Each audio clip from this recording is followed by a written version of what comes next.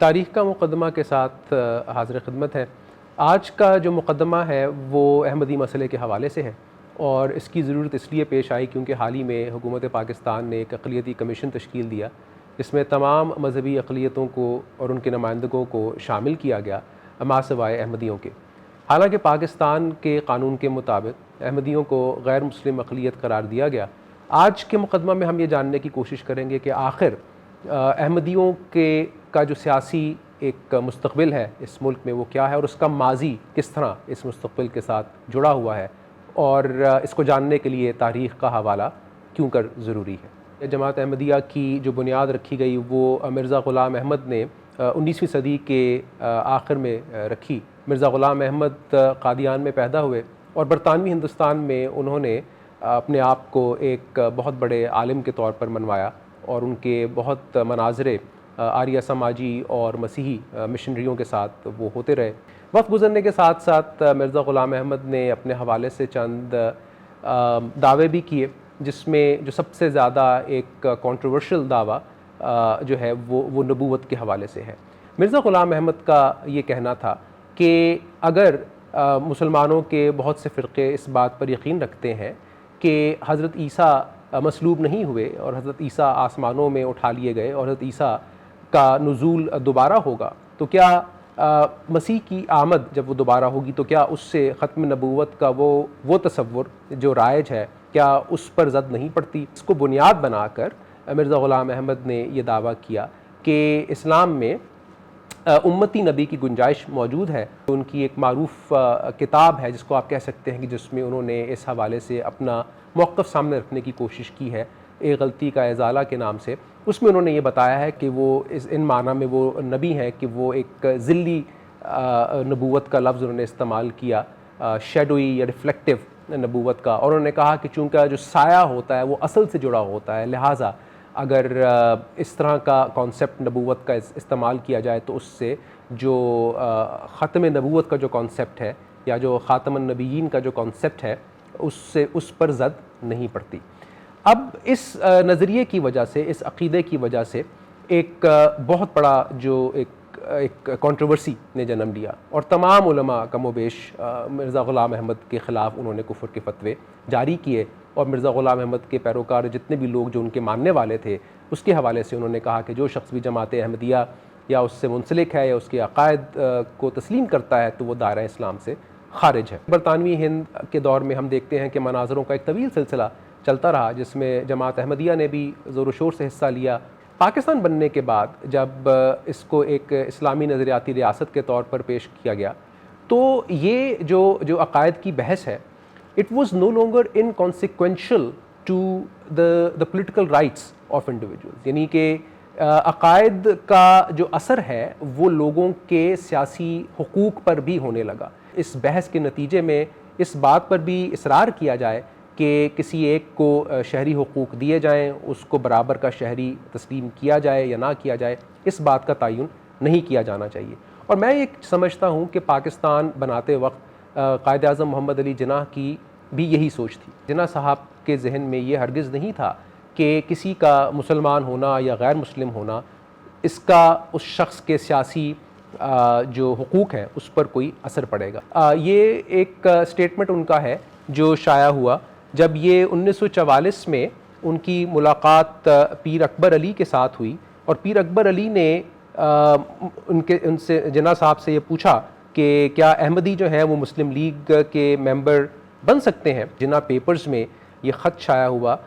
کہ جس میں جناح صاحب was pleased to assure him that according to the latest constitution of the All India Muslim League there was no bar to members of the Ahmadiyya community joining the Muslim League, and that as members of the league they would be entitled to such privileges as are enjoyed by members of other various sects of Muslims۔ ایک اور جو اس کی بڑی indication ہے وہ یہ ہے کہ ابھی پاکستان بنا بھی نہیں تھا، اور پاکستان کی باؤنڈریز کا تعین کرنا یعنی کہ سب سے سینسٹیو اور حساس ترین کام، اس کی ذمہ داری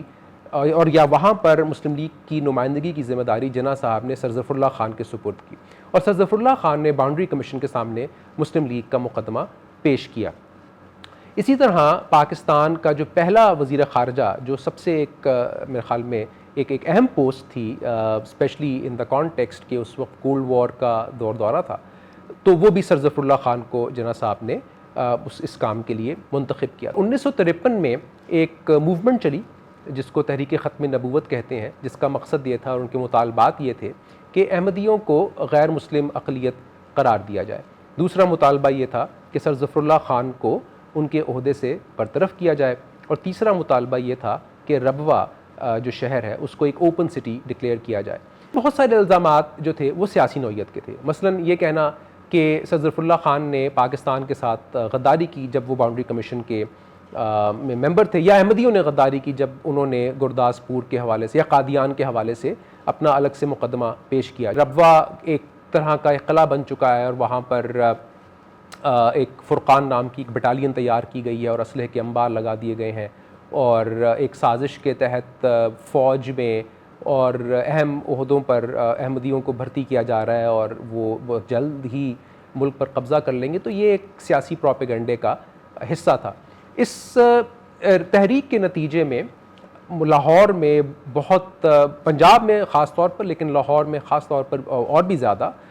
بھرپور مظاہرے ہوئے، یہاں تک کہ لاہور میں مارشل لاء نافذ کرنا پڑ گیا، اور اس مارشل لاء نافذ کرنے کے نتیجے میں بہت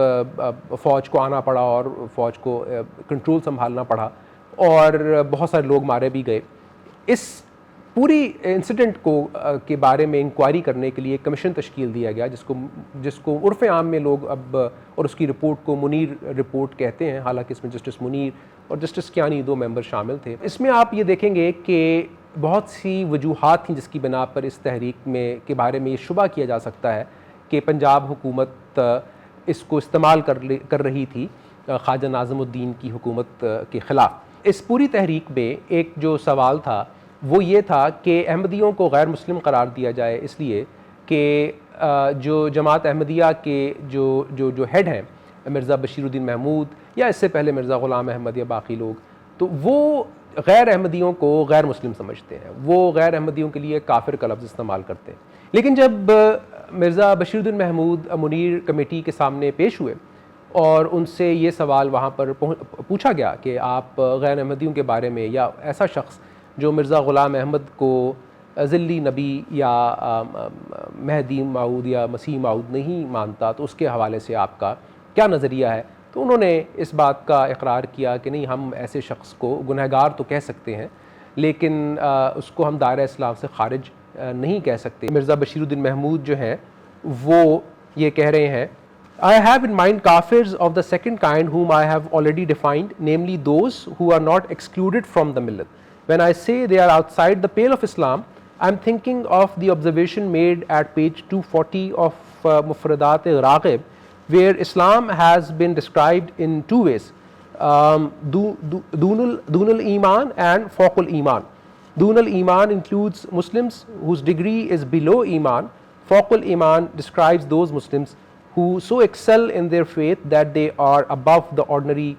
Iman. When therefore I said that certain people are beyond the pale of Islam, I was thinking of those Muslims who can be placed within the definition of Fawqul Iman.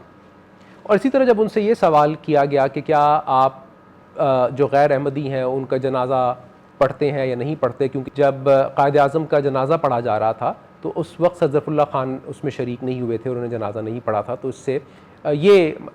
ثابت ہوا تھا کہ وہ غیر احمدی کا جنازہ نہیں پڑھتے۔ تو انہوں نے کہا تھا کہ یہ دونوں طرف سے ایسا ہے کہ چونکہ جو غیر احمدی ہیں علماء وہ احمدیوں کا جنازہ پڑھنے کو جائز نہیں سمجھتے۔ 1974 میں ایک واقعہ پیش آیا کہ جس میں ربوہ کے ٹرین اسٹیشن پر ایک جھگڑا ہوا کہ جس میں نشتر میڈیکل کالج ملتان کے اسٹوڈنٹس جو کسی ٹرپ پر جا رہے تھے، ان کا کہا یہ جاتا ہے کہ ربوہ اسٹیشن پر احمدی اسٹوڈنٹس کے ساتھ جھگڑا ہوا اور وہاں پر ہاتھا پائی ہوئی۔ اس کے بعد جب وہ ٹرپ سے واپس آ رہے تھے تو پھر احمدی طلباء کے ساتھ دوبارہ ان کا جھگڑا ہوا، مبلغین کے ساتھ دوبارہ ان کا جھگڑا ہوا، اور پورے ملک میں ایک تحریک کسی کیفیت جو ہے، ایک ہیجان کسی کیفیت برپا ہو گئی۔ اور یہ تحریک جب 1974 میں چلی تو بھٹو صاحب جو تھے وہ چونکہ ان کی جو طاقت کا جو سرچشمہ تھا جو مرکز تھا وہ پنجاب تھا، اس لیے وہ نہیں چاہتے تھے کہ ایک ایسا مذہبی مسئلہ جس پر لوگوں کے اتنے زیادہ جذبات ہیں تو اس میں وہ علماء کوئی انیشیٹو لیں یا ان کے پاس یا ان کے مخالفین نہ صرف علماء بلکہ دیگر جو سیاسی جماعتیں ہیں وہ اس سے کوئی فائدہ اٹھانے کی کوشش کریں. تو انہوں نے کہا کہ ہم اس مسئلے کو اسمبلی میں لے کر جائیں گے اور اسمبلی میں یہ مسئلہ حل ہوگا. جو چیز سب سے زیادہ مشہور ہے اس اسمبلی کی کارروائی کے حوالے سے وہ یہ ہے کہ مرزا ناصر احمد کے حوالے سے یہ کہا گیا کہ یحییٰ بختیار کے اس سوال کے جواب میں کہ آیا غیر احمدی کو آپ مسلمان سمجھتے ہیں یا نہیں، مرزا ناصر احمد نے یہ کہا کہ نہیں، میں آپ تمام لوگوں کو غیر مسلم سمجھتا ہوں یا میں آپ تمام لوگوں کو کافر سمجھتا ہوں. حالانکہ جو ریکارڈ ہمارے پاس موجود ہے قومی اسمبلی کی ان پروسیڈنگز کا، اس میں ایسا کوئی جملہ مرزا ناصر احمد نے نہیں کہا. مرزا ناصر احمد نے یہ جملہ ضرور کہا تھا کہ وہ ان کو حقیقی جو لوگ بھی مرزا غلام احمد کے پیروکار نہیں یا ان کو نہیں مانتے تو وہ ان کو حقیقی مسلمان نہیں سمجھتے. 1974 کی لیکن جو دوسری آئینی ترمیم ہے اس کے تحت احمدیوں کو غیر مسلم قرار دیا گیا، لیکن صرف اور صرف قانونی اعتبار سے. علماء نے اس بات پر احتجاج کیا اور جب جنرل ضیاء الحق کا دور آیا تو جنرل ضیاء الحق کو انہوں نے اس بات پر مجبور کیا کہ ویسے تو قانونی طور پر یا آئینی طور پر احمدی جو ہے ان کو غیر مسلم کہا گیا ہے، لیکن ان کی جو زندگی ہے یا جو ان کے روزمرہ کے معمولات ہیں اس میں اس قانونی پابندی کا کوئی اطلاق نہیں ہوتا. تو اسی لیے پھر آرڈیننس 20 جو ایک ضیاء الحق کے دور میں جو آرڈیننس تھا وہ جاری کیا گیا، اور اس آرڈیننس کے تحت احمدیوں پر اس بات کی پابندی عائد کر دی گئی کہ وہ کسی بھی طور پر اپنے آپ کو نہ مسلمان کہہ سکتے ہیں، نہ کوئی ایسا شائبہ ہونا چاہیے ان کی کسی بھی حرکت سے کہ وہ خود کو اسلام کا پیروکار کہہ رہے ہیں. وہ اپنی کسی بھی عبادت کو وہ نام نہیں دے سکتے کہ جو اسلام کے ساتھ منسوب ہے، وہ اپنی کسی عمارت کو ایسا کوئی نام نہیں دے سکتے کہ جو اسلام کے ساتھ جس کا ایک تعلق بنتا ہے. اور وہ ان کے خلاف اس آرڈیننس کو لے کر ایسے مقدمات بنائے گئے کہ جس میں اگر کسی شخص نے شادی کے کارڈ پر بسم اللہ لکھ دیا ہے تو اس پر بھی اسے کہا گیا کہ اس نے خود کو مسلمان ثابت کرنے کی کوشش کی ہے. احمدیوں کا موقف یہ تھا کہ اگرچہ قانونی طور پر ان پر پابندی ہے، لیکن اس کا مطلب یہ نہیں ہے کہ وہ اپنی عبادات ادا نہیں کر سکتے. تو اپنی عبادات کو بجا لانے میں جو ان کو اختیار ہے یا جو ان کو آزادی ہے اس کی ضمانت ان کو آئین بھی دیتا ہے، اور ان کا یہ کہنا تھا کہ اسلامی شریعت میں بھی اس بات کی اجازت ہے کہ وہ اپنی عبادات کو یا اپنے عقائد کو اس پر کاربند رہتے ہوئے وہ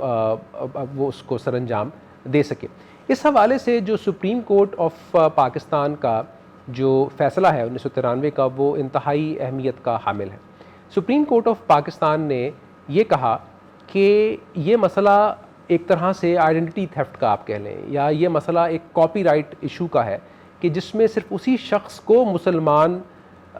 کہلانے کا حق حاصل ہے یا مسلم یا شاعر اسلامی کو پریکٹس کرنے کا حق حاصل ہے کہ جو اسلام سے تعلق رکھتا ہو. اور انہوں نے اگزامپل دی اس میں جو پیٹنٹ لا ہوتا ہے یا انٹلیکچوئل پراپرٹی رائٹس کا جو لا ہوتا ہے اس کا انہوں نے حوالہ دیا کہ جس طرح کوکا کولا کی کمپنی کسی اور